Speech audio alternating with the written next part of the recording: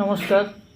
আজকের আমরা যে বিষয়টি আলোচনা করব সেটি হচ্ছে দশম শ্রেণীর ইতিহাস বিষয়ে তৃতীয় যে অধ্যায়টি রয়েছে সেই অধ্যায়ের সম্বন্ধে আমরা জানব এবং সেখান থেকে কী কী প্রশ্ন হতে পারে কিংবা সেগুলি বিষয়গুলো আমরা জানব। অধ্যায়টির নাম হচ্ছে যে প্রতিরোধ ও বিদ্রোহ বৈশিষ্ট্য বিশ্লেষণ। তো অধ্যায়ের নাম দেখে আমরা বুঝতে পারছি যে অধ্যায়টিতে কী কী থাকতে পারে। প্রতিরোধ, বিদ্রোহ। বিদ্রোহ করছে এক শ্রেণীর দল, এক শ্রেণীর মানুষরা বিদ্রোহ করছে কার বিরুদ্ধে? ব্রিটিশদের বিরুদ্ধে। কারা বিদ্রোহ করছে? মূলত কৃষক ও উপজাতিরা বিদ্রোহ করছে। তাদের কারণ কি?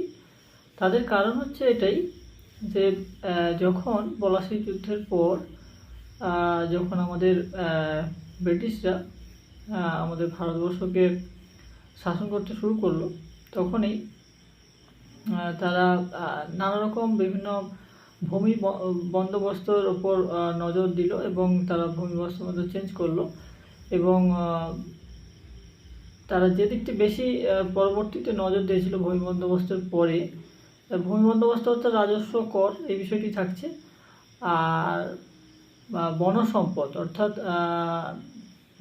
যেখানে ঘন অরণ্য রয়েছে সেই অঞ্চলগুলোতে মূলত একটা বন সংরক্ষণ আইন আনলো, সেখানে যে তারা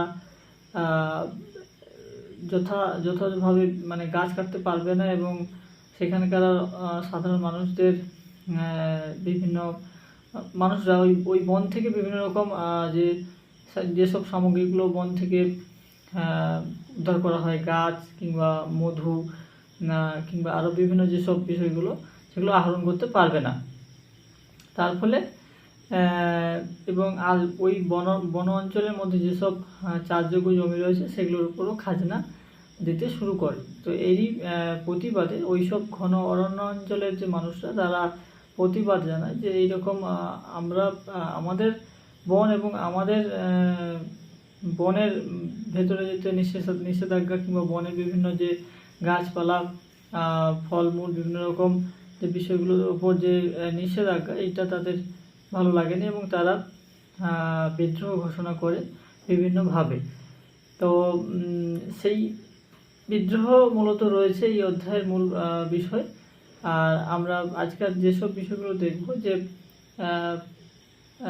মূলত প্রথম পর্বে যে বিদ্রোহগুলো রয়েছে সেগুলো হচ্ছে যে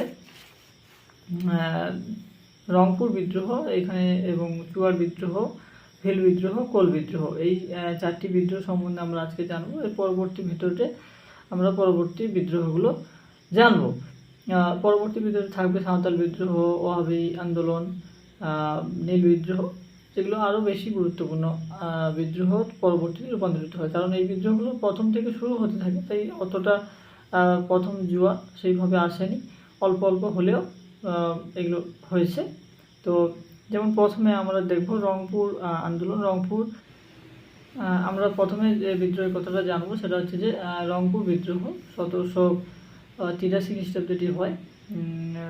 এটা এই যে জায়গাতে হয় সেই জায়গাটা হচ্ছে দিনাজপুর ও রংপুর। দিনাজপুর অর্থাৎ এখন যে বর্তমান পশ্চিমবঙ্গ রাজ্যের মালদা জেলা, সেই জেলা ঠিক উপরে যে উত্তর দিনাজপুর এবং দক্ষিণ দিনাজপুর জেলা রয়েছে এবং তার পার্শ্ববর্তী অঞ্চলটা যে বাংলাদেশে বর্তমানে রয়েছে রংপুর, সেই সব অঞ্চলকে কেন্দ্র করে এই বিদ্রোহ হয়। যার বিরুদ্ধে বিদ্রোহটি হয় জমিদার দেবী সিংয়ের বিরুদ্ধে এই আন্দোলন গড়ে তোলেন এবং যেসব নেতৃবৃন্দরা এই আন্দোলনে প্রধান মুখ হয়েছিলেন সেটি হচ্ছে দিরজি নারায়ণ এবং নুরুল উদ্দিন। এরাই হচ্ছে এই আন্দোলনের প্রধান নেতা হিসেবে পরিচিত ছিল। এরপরে মেদিনীপুরের অন্যতম একটি আন্দোলন সেটি হচ্ছে চুয়ার বিদ্রোহ। এটি হয় 1798 থেকে 99 খ্রিস্টাব্দে। মেদিনীপুরের বিভিন্ন জায়গায় রায়পুর, বাসুদেবপুর, তমলুক, রামগড়, শালবনী প্রভৃতি অঞ্চলে এই বিদ্রোহ দেখা যায়। এই বিদ্রোহের অন্যতম নেতা ছিল রানী শিরোমণি। এছাড়া ছিল দুর্জন সিং, গোবর্ধন দিকপতি ও মোহনলাল ও লাল সিং। এরপরে যারা রয়েছে ভিল বিদ্রোহ 1819 মহারাষ্ট্রের খানদেশ এই এলাকাতে এই আন্দোলন হয়। এর নেতা ছিল ভাংরিয়া। এরপরে 4 নম্বর যে আন্দোলনটা আমরা জানবো সেটা হচ্ছে কোল বিদ্রোহ। 1831 থেকে 32 এই সময়ের এই আন্দোলন হয়। ছোটনাগপুর অঞ্চল বর্তমানে অধিকাংশটাই ঝাড়খণ্ড রাজ্যের মধ্যে পড়ছে। হাজারিবাগ, পালামো, রাঁচি, মানভূম, সিংভূম এইসব অঞ্চলে কোলরা এরা আন্দোলন করে। এই আন্দোলনের প্রধান যে নেতারা ছিলেন বুদ্ধু ভকত, যুয়া ভকত, ঝিন্দুরাই মানকি এবং সুই মুন্ডা, এইসব নেতৃবৃন্দরা রয়েছে। তাহলে তোমরা প্রথমে দেখবে যে প্রথম আন্দোলন হচ্ছে রংপুর। মানে একদম তোমরা সিরিয়ালিভাবে মনে রাখবে, তাহলে তোমাদের অনেকটা মনে রাখতে সুবিধা হবে। রংপুর হচ্ছে 1783। তারপর হচ্ছে চুয়ার বিদ্রোহ 1798 থেকে 99, তাহলে 1700-র মধ্যে দুটো। তারপরে চলে আসে 1800-তে ভীল বিদ্রোহ 1819। তারপর 1831 থেকে 32 হচ্ছে কোল বিদ্রোহ। এই পর্বে আমরা এই 4টি বিদ্রোহের কথা জানলাম এবং তার প্রধান নেতৃবৃন্দ এবং কোন সময় হয়েছিল, কোথায় হয়েছিল, এইগুলো সম্বন্ধে জানলাম। এর পরবর্তীতে আমরা অন্যান্য বিদ্রোহগুলো সম্বন্ধে জানব।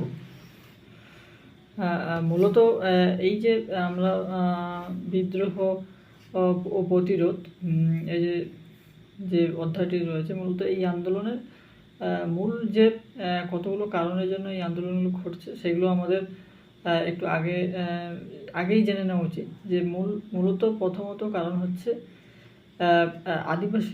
আদিবাসীরা মূলত এই আন্দোলনে, আদিবাসী বা উপজাতিরা মূলত এই আন্দোলনের প্রধান ক্ষেত্রভূমি।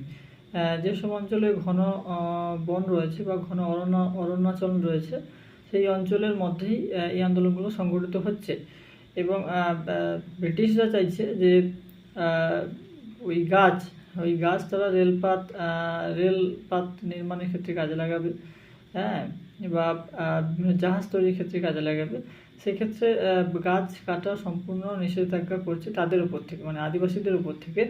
এটা 1 নম্বর কারণ।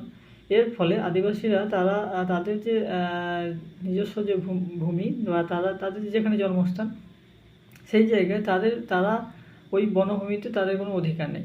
এটা তাদের একটা ক্ষোভের জায়গা রয়েছে। দ্বিতীয় নম্বর, ওই সব অঞ্চলে অর্থাৎ ছোটনাগপুর অঞ্চল বা জঙ্গলমহল অঞ্চল, ওইসব অঞ্চলে তো ধান চাষ অতটা হয় না। তো এর ফলে ওখানে ঝুম চাষ হয়। ওইখানে তারা ধান চাষ হয়, অল্প হয়, এবং ওইখানে তারা ক্ষতিগ্রস্ত হয়, মানে এইসব অঞ্চলের ফলে। তারপরে ওখানকার জমিতে অতিরিক্ত রাজস্ব ও কর বৃদ্ধি করা, ব্রিটিশরা এটা করে। এর ফলে তারা রাজস্ব এবং কর দিতে সবসময় পারে না, ফসলের পরিবর্তে দেওয়ার চেষ্টা করে। কিন্তু ব্রিটিশরা চাইতো যে ফসলের পরিবর্তে নয়, তারা নগদ কর বা খাজনা আদায় করতে, যেটা একেবারে এটা একটা ক্ষোভের বড় কারণ।